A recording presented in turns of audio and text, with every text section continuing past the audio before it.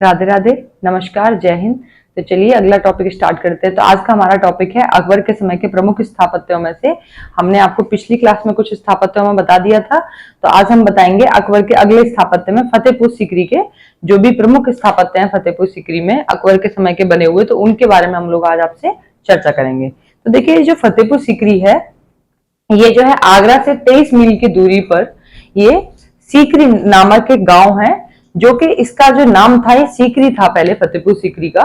तो ये कहां पर स्थित है? ये आगरा से 23 मील की दूरी पर है, ये सीकरी नामक गांव है इसका। तो ये जो है अकबर ने इसका नाम बदलकर जो है क्या रख दिया था? फतेहपुर सीकरी इसका नाम रखा था। इसी को आप देखेंगे तो इस नगर को जो बसाया गया था ये शेख सलीम चिश्ती के सम्मान में तथा गुजरात के उपलक्ष्य में इस नगर को बसाया गया। इसी में आप देखेंगे ये जो फतेहपुर सीकरी है ये कुछ समय के लिए ये मुगलों की राजधानी भी रही है। फतेहपुर सीकरी क्या रही है? कुछ समय के लिए मुगलों की राजधानी भी रही है। तो हमने आपको इसमें क्या क्या बताया कि जो फतेहपुर सीकरी था ये एक छोटा सा गांव है जो कि आगरा से 23 मील की दूरी पर है। इसी में हमने आपको बताया कि पहले इसका नाम सीकरी था, अकबर ने इसका नाम बदलकर क्या रखा था? फतेहपुर सीकरी रखा था। ठीक है। और इसको शेख सलीम चिश्ती तथा गुजरात के उपलक्ष्य में शेख सलीम चिश्ती के सम्मान में गुजरात के उपलक्ष्य में इस नगर को बसाया गया था, और ये मुगलों की राजधानी भी रह चुकी है कुछ समय के लिए। इसी में आप देखेंगे कि फतेहपुर सीकरी में बने कुछ प्रमुख स्थापत्य हैं जिन पर हम आपसे चर्चा करेंगे। जैसे कि देखिए, मरियम उज़ ज़मानी जो कि जोधाबाई को बोला जाता था। तो मरियम उज़ ज़मानी किसे बोला जाता? जोधाबाई को, जो कि अकबर की पत्नी है। इसी में आप देखेंगे कि ये जो मरियम उज़ ज़मानी है ये जोधाबाई का महल था। ठीक है। तो ये जो जोधाबाई का जो महल है ये 2 मंजिला महल है। कैसा है? ये 2 मंजिला महल है, और ये जो है फतेहपुर सीकरी का जो है सबसे विशाल इमारत है ये। अगर देखें कि फतेहपुर सीकरी में बनी जितनी भी स्थापत्य हैं, जितने भी महल बने हैं या जो भी स्थापत्य बने हैं, उसमें ये जो है सबसे सबसे विशाल इमारत है। कौन सी?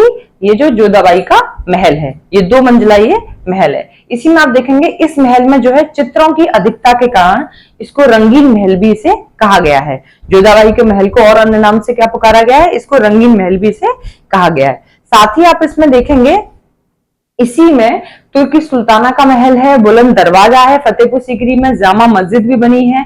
तो ऐसे हम आपको बताएंगे, जैसे पंचमहल बनाया गया है, हवा महल है, यहीं पे बीरबल का महल है। तो कुछ ऐसे यहाँ पे जो स्थापत्य बने हैं उन पर हम आपसे चर्चा करेंगे। तो आप पहले हेडिंग डालेंगे फतेहपुर सीकरी।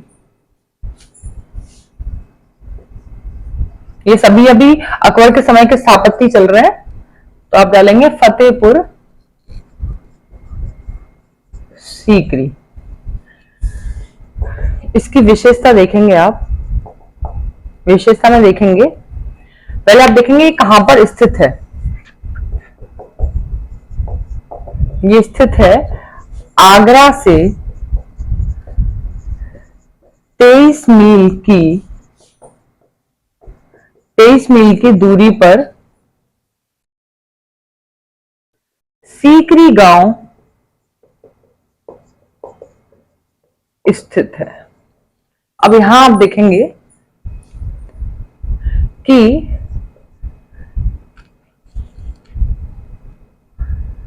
फतेहपुर सीकरी को पहले सीकरी कहा जाता था।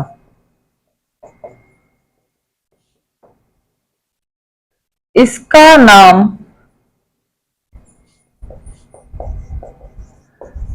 अकबर ने बदलकर, यहां विशेषता डाल देंगे हम, विशेषता में आपको बता रहे हैं, इसका नाम अकबर ने बदलकर फतेहपुर सीकरी रखा। फतेहपुर सीकरी रखा। ठीक है। इसका नाम किसने रखा? अकबर ने। सीकरी जो गांव है उसका नाम बदलकर फिर फतेहपुर सीकरी रखा। इसी में आप देखेंगे शेख सलीम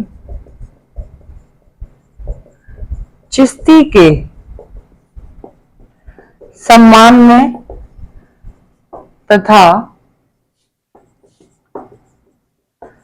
गुजरात के उपलक्ष्य में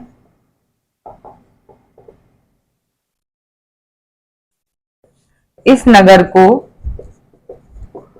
बसाया गया। ठीक है। यही आप देखेंगे कि कुछ समय के लिए फतेहपुर सीकरी जो है मुगलों की राजधानी भी रही है। तो आप डालेंगे कुछ समय के लिए फतेहपुर सीकरी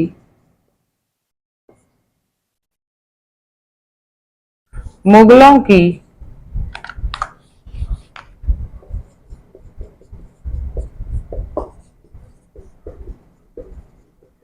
राजधानी भी रही। ठीक है, तो ये हमने आपको बताया कुछ फतेहपुर सीकरी के बारे में, कुछ महत्वपूर्ण बिंदुओं पर हमने आपसे चर्चा की। यहाँ पे आप देखेंगे आप फतेहपुर सीकरी में बने कुछ प्रमुख स्थापत्यों के बारे में। तो पहले आप इसे नोट डाउन कर लीजिए, फिर हम जो फतेहपुर सीकरी में जो स्थापत्य बने उन पर हम लोग चर्चा करेंगे।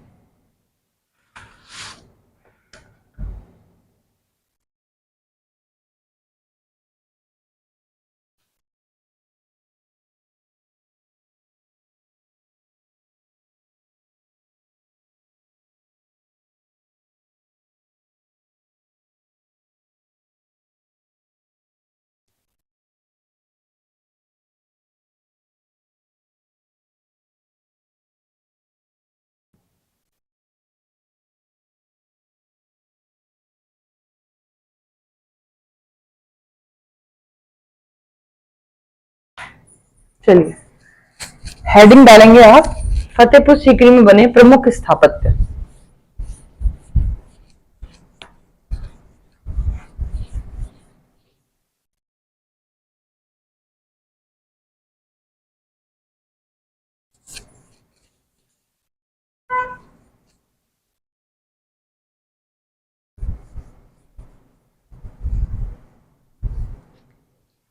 फतेहपुर सीकरी में बने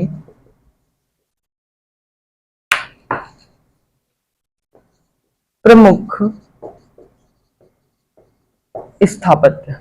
तो देखिए पहला आप देखेंगे मरियम उज जमानी, जो कि जोधाबाई को बोला जाता है। तो आगे डालेंगे जोधाबाई का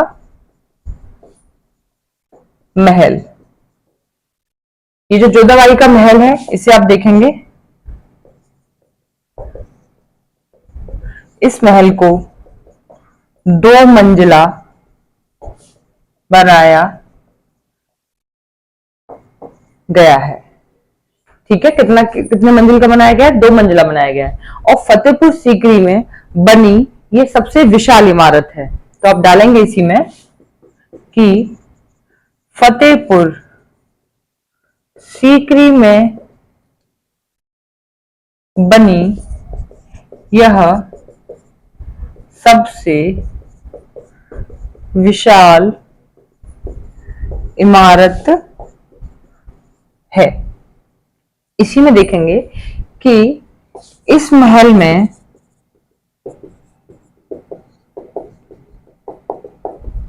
चित्रों की अधिकता के कारण क्या कहा गया? इस महल में चित्रों की अधिकता के कारण क्या कहा गया? इस महल को रंगीन महल भी कहा गया है। तो आप डालेंगे चित्रों की अधिकता के कारण रंगीन महल भी कहा गया। ठीक है, कहा गया है। अगला डालेंगे तुर्की सुल्ताना का महल। तो हेडिंग डालिए तुर्की सुल्ताना का महल।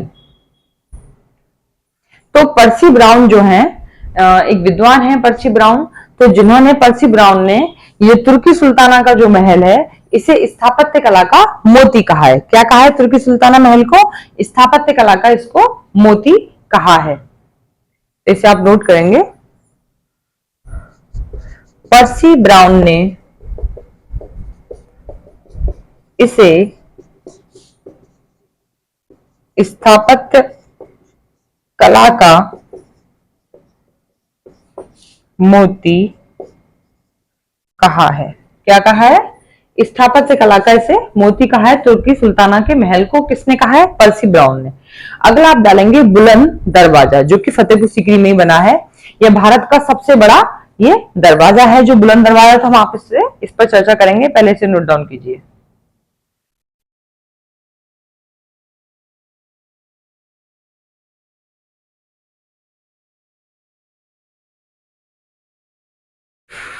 चलिए हेडिंग डालिए, बुलंद दरवाजा। देखिए ये जो बुलंद दरवाजा है फतेहपुर सीकरी में जो बना है, ये बुलंद दरवाजे को चबूतरे पर बनाया गया है। और ये जो चबूतरे पर जो ये बुलंद दरवाजा बनाया गया है, इसकी अगर आप ऊंचाई देखेंगे, बुलंद दरवाजे की ऊंचाई आप देखेंगे तो इसकी जो ऊंचाई है कुल 176 फीट इसकी ऊंचाई बताई गई है। और इसी में आप देखेंगे कि चबूतरे सहित जो इसकी ऊंचाई बताई गई है वो है 176 फीट, और इसमें चबूतरे की जो ऊंचाई है वो है 42 फीट। साथ ही आप देखेंगे कि जो दरवाजा है, जो बुलंद दरवाजा है, इसकी जो ऊंचाई है वो कितनी है, 134 फीट। तो ऐसे करके टोटल है 176 फीट इसकी ऊंचाई बताई गई है। तो भारत का सबसे ऊंचा दरवाजा कौन सा है, बुलंद दरवाजा है। तो आप हेडिंग डालेंगे बुलंद दरवाजा। तो यहां से ऐसे क्वेश्चन बन जाते हैं कि बुलंद दरवाजा कहां पर है, तो आप बताएंगे फतेहपुर सीकरी में है। ठीक है, इसमें पूछ लिया जाएगा कि इसकी कितनी लेंथ है, कितना है, तो ये सब आप बताएंगे। इसकी कितनी हाइट है, कितना ऊंचाई है इसकी, तो ये सब चीजें आप इसमें बताएंगे। कितनी ऊंचाई है, किस पर ये बना है, चबूतरे पर बना है, चबूतरे की ऊंचाई पूछी जा सकती है, तो आप कितना बताएंगे, 42 फीट चबूतरे की ऊंचाई है, और 134 जो फीट बताई गई है वो दरवाजे की। और टोटल अगर पूछी जाए तो आप बताएंगे 176 फीट। तो आप डालेंगे यह दरवाजा चबूतरे पर बनाया गया है। इसी में देखेंगे इस दरवाजे की चबूतरे सहित ऊंचाई 176 फीट है। इसी में चबूतरे की ऊंचाई 42 फीट है तथा दरवाजे की ऊंचाई 134 फीट है। यह भारत का सबसे ऊंचा दरवाजा है, सबसे ऊंचा दरवाजा है। ठीक है, जो बुलंद दरवाजा है क्या है, ये भारत का सबसे ऊंचा दरवाजा है। अगली हेडिंग डालेंगे आप लोग जामा मस्जिद, जो कि फतेहपुर सीकरी में ही है। तो ये जामा मस्जिद है, ये फतेहपुर सीकरी के प्रभावशाली निर्माण कार्यों में सबसे सर्वोत्कृष्ट है। इसमें जो है 3 गुंबद बने हैं इस मस्जिद में, जो हम आपको चर्चा कर रहे हैं जामा मस्जिद के बारे में। तो जामा मस्जिद में 3 गुंबद बने और इस्लामिक शैली से संबंधित है जामा मस्जिद। तो हेडिंग डालिए आप लोग जामा मस्जिद।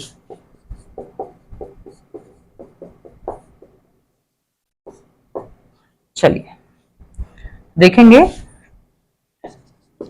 फतेहपुर सीकरी, फतेहपुर सीकरी के बने स्थापत्यों में से सबसे सर्वोत्कृष्ट स्थापत्य है।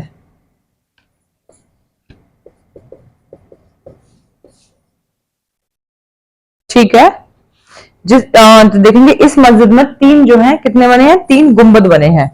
देखेंगे इस मस्जिद में 3 गुंबद बने हैं। इस मस्जिद को इस्लामिक शैली में बनाया गया है।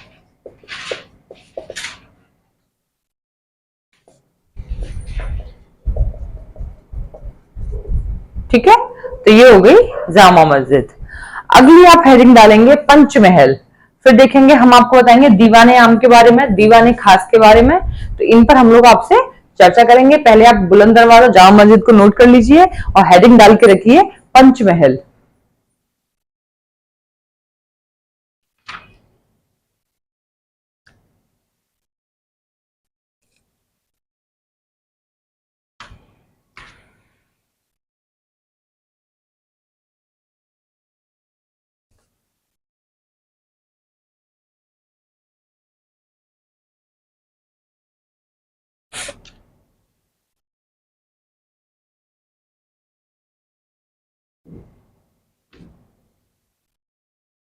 चलिए, तो हेडिंग डालिए पंचमहल। तो पंचमहल जो है, अगर आप देखेंगे पंचमहल की जो स्थापत्य जो शैली है, ये जो पंचमहल की जो स्थापत्य शैली है बौद्ध इमारतों से मिलती जुलती बताई गई है। तो आप हेडिंग डाल के लिखिए पंचमहल।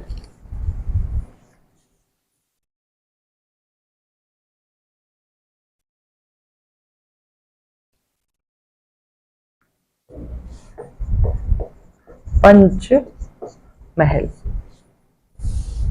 देखेंगे, पंचमहल की स्थापत्य शैली को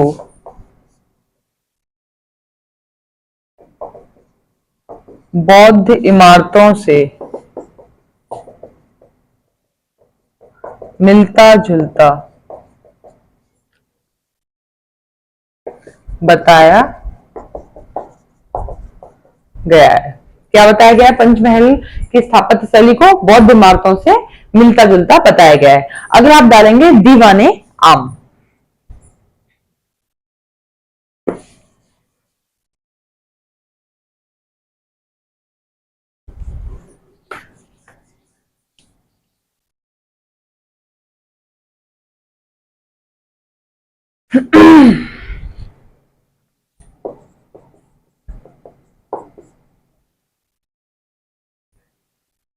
दीवाने आम। तो देखिए, ये जो दीवाने आम को आप देखेंगे कि ये जो दीवाने आम है ये भी एक चबूतरे पर बनाया गया है। किस पर इसका निर्माण किया गया? दीवाने आम का चबूतरे पर इसका निर्माण किया गया है। और इसी में आप देखेंगे कि खंबेदार बरामदा है एक, जिसके सामने, चबूतरे के सामने खंबेदार बरामदा है, जिसको जो है लाल पलुआ पत्थर से ढका गया है। और ये लाल पलुआ पत्थर से ही इसको कंप्लीट इसको बनाया गया है। तो आप इसमें देखेंगे, नोट करेंगे इसमें कि इस स्थापत्य को चबूतरे पर बनाया गया है।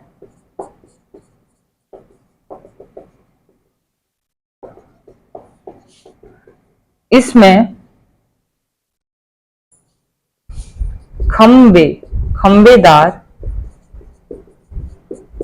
बरामदे को लाल बलुआ पत्थर से ढका गया है। किससे ढका गया है?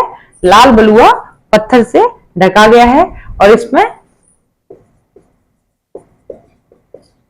लाल बलुआ पत्थर का ही प्रयोग किया गया है।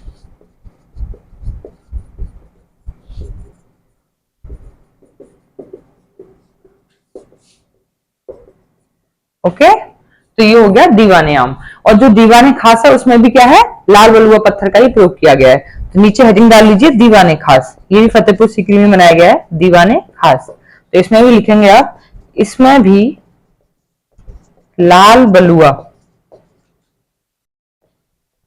पत्थर का प्रयोग किया गया है। तो ठीक है, ये हो गया पंचमहल, दीवाने आम और दीवाने खास। अब जो कुछ और हैं जो फतेहपुर सीकरी में बने हैं उनके नाम नोट कर लीजिए। चलिए, तो यहां देखेंगे हवा महल बनाया है, बीरबल का महल, शेख सलीम चिश्ती का मकबरा। इसी में देखेंगे हवा पोल। ठीक है, क्या है इसी में? इसी में आ जाएगा हाथी पोल, सॉरी हाथी पोल, हाथी पोल। तो ये हो गए कुछ और भी जो अन्य स्थापत्य थे उसके बारे में हमने आपको बताया। और जितने भी स्थापत्य हैं फतेहपुर सीकरी में बने हुए, उन सभी के बारे में हमने आपको यहाँ पे डिस्कस किया। तो इन सबको नोट डाउन कीजिए।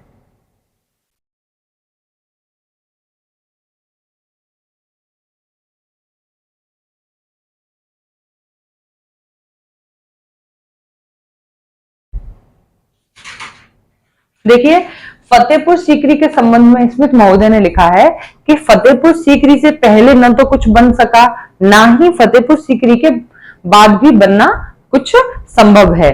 तो उन्होंने बोला इसके बारे में कि यह पत्थरों से ढाला गया रोमांस है। तो ये किसने कहा है? ये बोला है स्मिथ महोदय ने। तो स्मिथ महोदय ने फतेहपुर सीकरी के बारे में क्या बोला है? उन्होंने ये बोला कि जो फतेहपुर सीकरी है इससे न तो पहले कुछ बनाना संभव था ना इसके बाद कुछ बनना संभव है, क्योंकि ये जो है पत्थरों से ढाला गया रोमांस है। अगर ऐसे नॉर्मली ये भी पूछा जा सकता है कि पत्थरों से ढाला गया रोमांस है, किसने बोला फतेहपुर सीकरी के बारे में? तो आप बताएंगे स्मिथ महोदय ने बोला है। ठीक है, तो आज के लिए इजाजत दीजिए। राधे राधे, नमस्कार, जय हिंद।